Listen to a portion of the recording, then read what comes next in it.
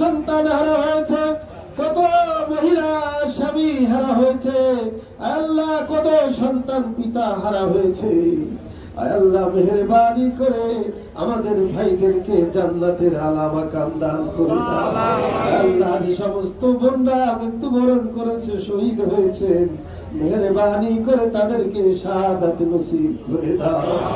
রব্বুল আলামিন, মহান স্বাধীনতার ঘোষক শহীদ রাষ্ট্রপতি জিয়াউর রহমান শেরেবাংলা নগরে জিয়া উদ্যানে চিরনিদ্রায় শায়িত রয়েছে।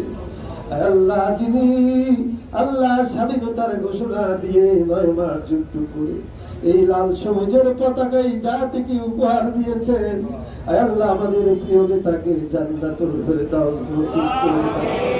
আল্লাহ, তার কলিজার টুকরা আরাফাত রহমান কোকো বানানি কবরস্থানে শুয়ে রয়েছেন। আল্লাহ, আল্লাহ মেহেরবানি করে আমাদের ভাইকে জান্নাতুল ফেরদাউস নসিব করে দাও।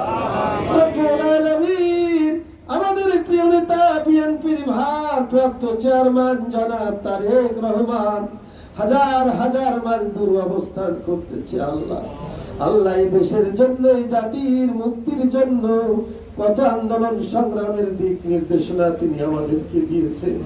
আল্লাহ, আজকে আমরা সফল হয়েছি, কিন্তু আজকেও একটি চক্র ষড়যন্ত্র করতেছে। আল্লাহ, আল্লাহ সকল ষড়যন্ত্র থেকে বাংলাদেশকে তুমি হেফাজত করো।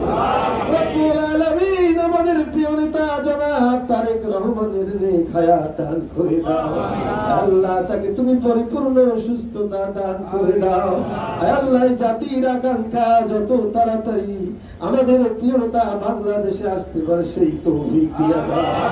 রব্বুল আলামিন, খাস করে আমরা যারা হাত তুলেছি, আল্লাহ যারা এখানে বসে রয়েছেন বিএনপির মহাসচিব সহ জাতীয় নেতৃবৃন্দ, আল্লাহ সকলের নেক হায়াত দান করে দাও। আল্লাহ, বাংলাদেশের স্বাধীনতা সার্বভৌমত্বকে কিয়ামত পর্যন্ত কবুল করে দাও।